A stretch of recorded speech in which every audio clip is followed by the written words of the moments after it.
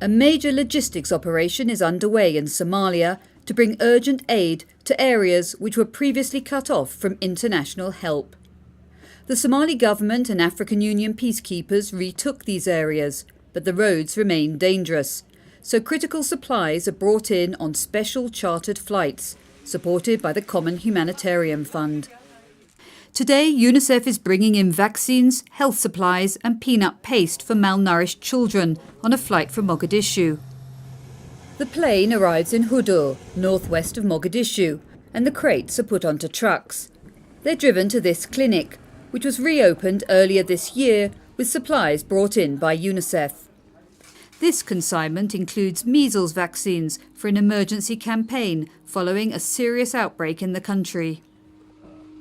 UNICEF's local partner, Mado, quickly installed fridges brought in by UNICEF necessary to store the vaccines at the right temperature.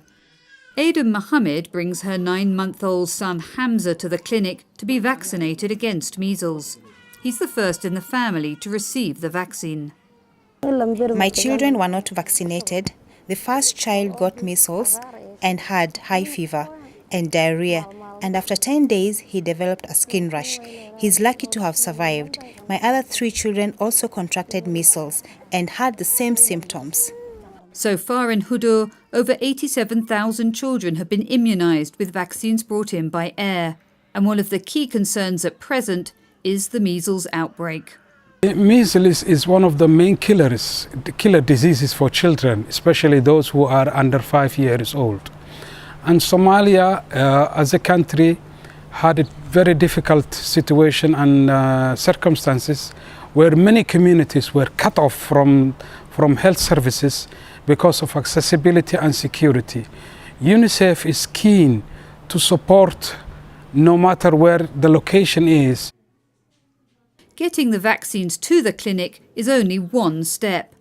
The population also need to be encouraged to use the health facilities now that they're reopened and stocked. Now that we have the vaccine in place, we will also do our normal routine, that is the door-to-door campaign. I think that is the best way to mobilize this community. Before we used to tell them we don't have or we have them. Some of them come from a very far place, the way I told you. So it's like we will also make an initiative of also reaching them.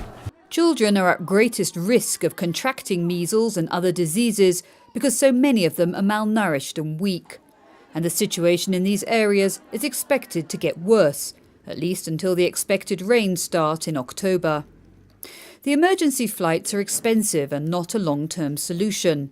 However, UNICEF has managed to bring in health, nutrition and education supplies for thousands of women and children, saving lives and ensuring that the most vulnerable receive the critical help they so desperately need. This is Susanna Price for UNICEF Television. For more information, go to www.unicef.org. Unite for Children.